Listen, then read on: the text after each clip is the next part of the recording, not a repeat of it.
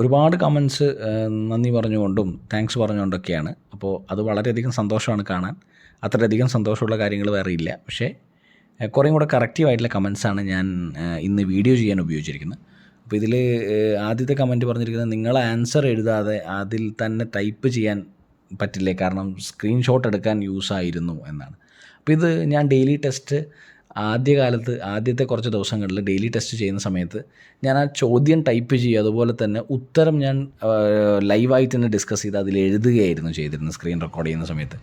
അപ്പം പലപ്പോഴും അത് ക്ലിയർ ആവാറില്ലായിരുന്നു. അപ്പോൾ ഇപ്പം നമ്മൾ ഏകദേശം ഒരു മാസത്തോളം ടൈപ്പ് ചെയ്ത ആൻസേഴ്സ് ഈ പറഞ്ഞ കമൻറ്റിന് ശേഷം ചെയ്യാറുണ്ട്, വീഡിയോയിൽ ചെയ്യാറുണ്ട്. അത് എഫക്റ്റീവ് ആവുമെന്ന് വിചാരിക്കുന്നു. അപ്പോൾ ഇങ്ങനൊരു കറക്ഷൻ മെക്കാനിസം ഞാൻ പറഞ്ഞില്ലേ, ഇങ്ങനൊരു ഫീഡ്ബാക്ക് ഇല്ലായിരുന്നെങ്കിൽ നമ്മൾ വീണ്ടും ഇത് തന്നെ ചെയ്തു പോയേനെ. അപ്പോൾ ഇങ്ങനെയുള്ള കമൻറ്റ്സ് നമുക്ക് കുറേയും കൂടി യൂസ്ഫുള്ളാണ്, കാര്യങ്ങൾ കുറച്ചുകൂടെ എൻഗേജ് ചെയ്യിപ്പിക്കാൻ വേണ്ടി. ഗുഡ് ക്ലാസ് സാർ, ഇനിയും ഇതുപോലുള്ള ക്ലാസ് വേണം. ഇങ്ങനെയുള്ള പോസിറ്റീവ് കമൻറ്റ്സ് ഒരുപാടുണ്ട്. അതാണ് എൻ്റെ മോട്ടിവേറ്റിംഗ് ആയിട്ടുള്ള ഫാക്ടർ. അപ്പോൾ ഇനിയും നിങ്ങളുടെ ഈ മോട്ടിവേഷൻ എനിക്കുണ്ടാവുമെന്ന് ഞാൻ പ്രതീക്ഷിക്കുന്നു. ചേട്ടൻ, ചില ആൾക്കാർക്ക് ഈ പറയുന്ന പോലെ സംശയം വന്നു, ഈ ചേട്ടൻ UPSC ആസ്പിറൻ്റ് ആണോ, ഇത് എല്ലാത്തിലും ഒരു സ്ട്രക്ചർഡ് ആൻഡ് സിസ്റ്റമാറ്റിക് അപ്രോച്ച് കാണുന്നു എന്ന് പറഞ്ഞു. ഇപ്പോൾ ഞാൻ എടുക്കുന്ന ക്ലാസ്സുകൾക്ക് അങ്ങനെ ഒരു അപ്രോച്ച് ഉണ്ടെന്നോ സിസ്റ്റമാറ്റിസം ഉണ്ട് എന്നൊക്കെ പറഞ്ഞ് അങ്ങനെ നിങ്ങൾ വിചാരിക്കുകയാണെങ്കിൽ അത് വളരെയധികം പോസിറ്റീവായിട്ടുള്ള കാര്യമാണ്. അത് ഞാനൊരു കോംപ്ലിമെൻ്റ് ആയിട്ട് തന്നെ ഏറ്റെടുക്കുകയാണ്. സെപ്പറേറ്റ് പ്ലേലിസ്റ്റ് ഇടാമോ പ്ലീസ് എന്ന് പറഞ്ഞിട്ടുള്ളൊരു കമൻറ്റ് ഉണ്ടായിരുന്നു. അപ്പോൾ അതിനുശേഷം സെപ്പറേറ്റ് ആയിട്ടുള്ള ഒരുപാട് പ്ലേലിസ്റ്റുകളുണ്ട്. അപ്പോൾ ചിലതൊക്കെ സ്ട്രക്ചേർഡായി ചെയ്തിട്ടുണ്ട്. ചിലതിൽ ഇപ്പോൾ ഓവർലാപ്പിംഗ് ആയിട്ടുള്ള പ്ലേലിസ്റ്റുകളുണ്ട്. പക്ഷേ ഈ പറഞ്ഞ പോലെ degree level prelims, 10th level mains, ചിലതിലൊക്കെ സെയിം ടോപ്പിക്സ് വരുന്നതുകൊണ്ട് ചില പ്ലേലിസ്റ്റുകളിൽ 1-2 വീഡിയോസ് 3-4 പ്ലേലിസ്റ്റുകളിലുണ്ടാവും. അത് ആക്ച്വലി പല സ്ഥലങ്ങൾക്കും ഒരുപോലെ അപ്ലിക്കബിൾ ആയതുകൊണ്ടാണ് ചെയ്തിരിക്കുന്നത്. എന്തായാലും സെപ്പറേറ്റ് ആയിട്ട് പ്ലേലിസ്റ്റ് PSCൻ്റെ കോഡുകൾക്കടക്കം പുതിയ പ്ലേലിസ്റ്റ് ഉണ്ടാക്കിയിട്ടുണ്ട്. അത് എഫക്റ്റീവ് ആവുമെന്ന് പ്രതീക്ഷിക്കുന്നു. സാറിൻ്റെ ഹാൻഡ് റൈറ്റിംഗ് ക്ലിയർ അല്ല, സോ ആൻസർ ഡയറക്റ്റായി കൊടുത്തുകൂടെ. ഇതും ഈ പറഞ്ഞ ഡെയിലി ടെസ്റ്റുമായി ബന്ധപ്പെട്ടതാണ്. അപ്പം ഞാൻ ചില ചോദ്യങ്ങൾ ഡിസ്കസ് ചെയ്യുന്ന സമയത്ത് ആൻസർ സ്ക്രീനിൽ തന്നെ എഴുതാറുണ്ട്. അപ്പോൾ അത് എഴുതാനുള്ളൊരു ബുദ്ധിമുട്ട് കാരണം പലപ്പോഴും അത് ലെജിബിൾ ആവാറില്ല. അപ്പോൾ അതിനുശേഷം ഇതൊക്കെ റെഡിയാക്കിയിട്ടുണ്ട്. ഇതൊക്കെ കറക്റ്റ് ചെയ്ത അതാണ് ഞാൻ കമൻസ് വായിക്കുന്നതെന്നേ ഉള്ളൂ. ഇതൊക്കെ ശരിയാക്കിയിട്ടുണ്ട്. നിങ്ങളുടെ ഈ അഭിപ്രായങ്ങൾക്കനുസരിച്ച് റിഫോംഡ് ആയിട്ട് മുമ്പോട്ട് പോകാൻ തന്നെയാണ് തീരുമാനം. അതുകൊണ്ട് തന്നെ നിങ്ങൾ പറഞ്ഞ ഓരോ കാര്യവും ഞാൻ ശ്രദ്ധയിൽ പെടുത്തിയിട്ടുണ്ട്. Very useful like this. ഈ ഡിഗ്രി പ്രിലിംസിന് റിലവൻ്റ് ആയ CA റിലേറ്റഡ് ടോപ്പിക്സ് എടുക്കാം. അപ്പോൾ കറണ്ട് അഫെയർസിൻ്റെ സെഷൻ നമ്മൾ തുടങ്ങിയിട്ടുണ്ട്. അപ്പോൾ അതിൽ ഇമ്പോർട്ടൻ്റ് ആയിട്ടുള്ള കാര്യങ്ങൾ നമ്മൾ ഡിസ്കസ് ചെയ്യാറുണ്ട്. അതുപോലെ തന്നെ ഡെയിലി ടെസ്റ്റിൽ കറണ്ട് അഫെയർസ് ഉൾപ്പെടുത്താറുണ്ട്. പിന്നെ PSC ബുള്ളറ്റിനുമായി ബന്ധപ്പെട്ടിട്ടുള്ള കഴിഞ്ഞ വർഷത്തെ ഇമ്പോർട്ടൻറ്റ് ക്വസ്റ്റ്യൻസ് ഡിസ്കസ് ചെയ്യുന്ന വീഡിയോ 2 പാർട്ടായിട്ട് അപ്ലോഡ് ചെയ്തിട്ടുണ്ട്. അപ്പോൾ അങ്ങനെയുള്ള കാര്യങ്ങൾ നമ്മൾ ഇനിയും ചെയ്യുന്നതാണ്. ഇപ്പോൾ ഈ പറഞ്ഞ അപ്ലോഡ് ചെയ്തതിലും ഒരുപാടെണ്ണം കറണ്ട് അഫെയർസ് റിലേറ്റഡ് ആയിട്ടുണ്ട്.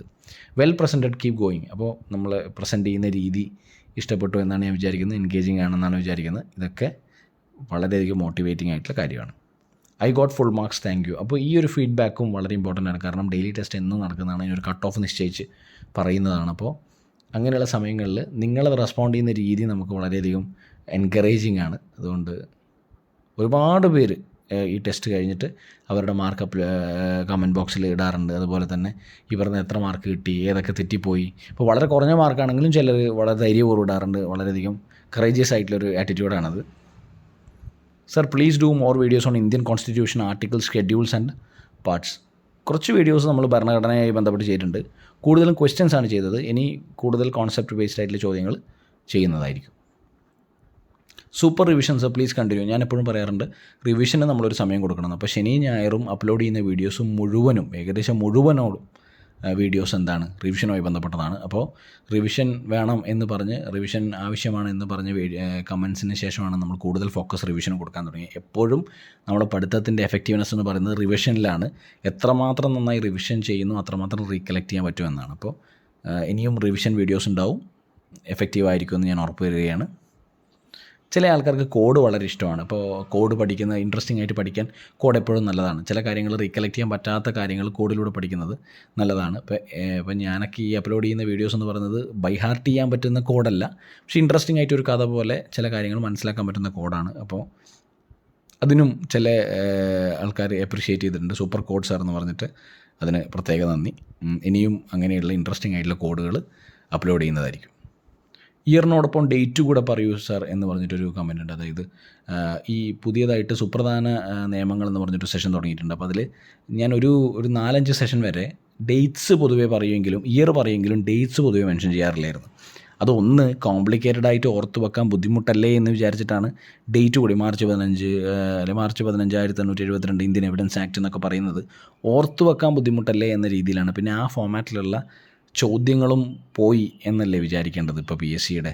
അപ്പോൾ അതുകൊണ്ടാണ് ഈ അവസാനത്തെ 2 വീഡിയോയിൽ വീണ്ടും ഡേറ്റ്സ് ഞാൻ ഇൻകോർപ്പറേറ്റ് ചെയ്തിട്ടുണ്ട്. കാരണം ഡയറക്റ്റ്ലി ഇപ്പോൾ 10th ലെവൽ എക്സാംസിനൊക്കെ അങ്ങനെ ചോദിച്ചു കഴിഞ്ഞാൽ എന്ന രീതിയിൽ ഇത് കറക്റ്റ് ചെയ്തിട്ട് ഇനി വരാൻ പോകുന്ന വീഡിയോസിലും അതുപോലെ തന്നെ കഴിഞ്ഞ അപ്ലോഡ് ചെയ്ത 2 റീസെൻറ്റ് വീഡിയോസിലും ഡേറ്റ്സും കൂടെ ഉൾപ്പെടുത്തിയിട്ടുണ്ട്.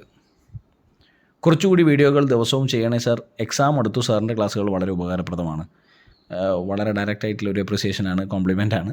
അതിൻ്റെ കൂടെ വീഡിയോസ് അപ്ലോഡ് ചെയ്യാൻ ഞാൻ മാക്സിമം ശ്രമിക്കും. ഇപ്പോൾ ഇന്നലെ 7 വീഡിയോ നമ്മൾ അപ്ലോഡ് ചെയ്തിട്ടുണ്ട് ചാനലിൽ. അതുപോലെ തന്നെ ഇന്ന് 3 എണ്ണം. അപ്പോൾ അങ്ങനെ വീഡിയോസിൻ്റെ എണ്ണം എന്തായാലും എക്സാം വരുന്നത് കാരണം കൂട്ടുന്നതായിരിക്കും.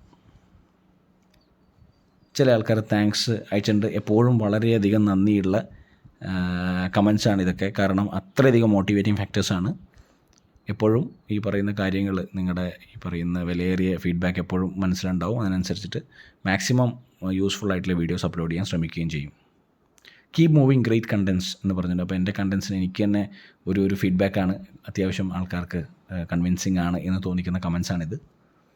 പിന്നെ വളരെ ഇൻട്രസ്റ്റിംഗ് ആയിട്ടുള്ള ചില കമൻസ് ഉണ്ട്. പണ്ട് ശക്തിമാൻ പറയുന്നത് പോലെ ചെറിയ എന്നാൽ വലിയ കാര്യങ്ങൾ, അതാണ് സാറിൻ്റെ വീഡിയോ. തികച്ചും വളരെ സ്നേഹം കാണിക്കുന്നൊരു കമൻറ്റാണിത്. അത്രയധികം നന്ദി ഞാൻ അറിയിക്കുകയാണ്. നല്ല ചാനലാണ്, കീപ്പ് ഇറ്റ് അപ്പ്. അപ്പോൾ അങ്ങനെയുള്ള കമൻസ് ഉണ്ട്.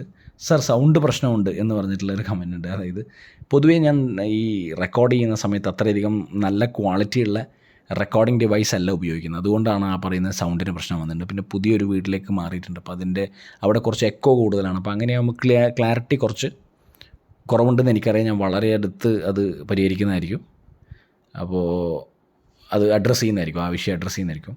ഇപ്പോൾ ചില ഷോർട്സ്, ഇതൊരു ഇമ്പോർട്ടൻ്റ് ആയിട്ടുള്ള കൺസേൺ ആണ്. ചില ഷോർട്ട് വീഡിയോസ് ഇപ്പോൾ ക്വസ്റ്റ്യൻ രൂപത്തിൽ ഞാൻ ഇടാറുണ്ടായിരുന്നു. അപ്പോൾ കഴിഞ്ഞ 4-5 മാസം മുമ്പ് ഇപ്പോൾ ആരാണ്, ഇപ്പോൾ പരമേശ്വരൻ നായർ എന്നാണ് സിഇഒയുടെ പേരെങ്കിൽ, അത് ഇപ്പോൾ എന്താ പറയുക, ഷോർട്സിൽ വരുന്ന സമയത്ത് പുതിയ ആൾ മാറി എന്ന് പറഞ്ഞിട്ട് കമൻറ്റ് എനിക്ക് വരാറുണ്ട്. ഒരുപാട് കമൻറ്റ്സ് അങ്ങനെ വന്നു. അതായത് ആ ഷോർട്സ് ഇപ്പോഴും പ്ലേ ചെയ്യണം. അപ്പോൾ സിഇഒ മാറി. ഇപ്പോൾ അമിതാഭ് കന്ത് ആണെങ്കിൽ അമിതാഭ് കന്ത് മാറി, അത് കഴിഞ്ഞിട്ട് പുതിയ ആൾ വന്നു. അല്ലെങ്കിൽ ഇപ്പോൾ BVR സുബ്രഹ്മണ്യാണെന്ന് അറിയാം. അപ്പോൾ അതിൻ്റെ പുതിയ അപ്ഡേറ്റഡ് ആയിട്ടുള്ള ഷോർട്സ് ഇട്ടിട്ടുണ്ടെങ്കിലും ഇപ്പോഴത്തെ അപ്പോൾ ആ സമയത്ത് ഷോർട്സ് ഇട്ടത് ഇപ്പോഴത്തെ സിഇഒ, നിതി ആയോഗിൻ്റെ സിഇഒ ആര് എന്നായിരിക്കും. അപ്പോൾ ഇപ്പോൾ അത് റീൽസിൽ പോകുന്ന സമയത്ത് അയ്യോ മാറിയല്ലോ, ഇതല്ലല്ലോ എന്ന് പറഞ്ഞാൽ ഇത് മുമ്പേ അപ്ലോഡ് ചെയ്ത കാര്യമാണ്. അപ്പോൾ പുതിയ അപ്ഡേറ്റഡ് ആയിട്ടുള്ള കാര്യങ്ങൾ ഇട്ടിട്ടുണ്ട്. ഇനി എനിക്ക് തോന്നുന്നു ഈ പറയുന്ന മാസം ആരാണ് സിഇഒ എന്ന് ഇടേണ്ടി വരും തോന്നുന്നു. കാരണം പഴയ റീൽസ് വീണ്ടും പ്ലേ ചെയ്യുന്ന സമയത്ത് എനിക്ക് തോന്നുന്നു ആൾക്കാർ അപ്ഡേറ്റഡ് അല്ല ഇൻഫർമേഷൻ എന്ന് കരുതുന്നുണ്ട്. അങ്ങനെയല്ല, അപ്ഡേറ്റഡ് ആയിട്ടുള്ള ഇൻഫർമേഷൻസ്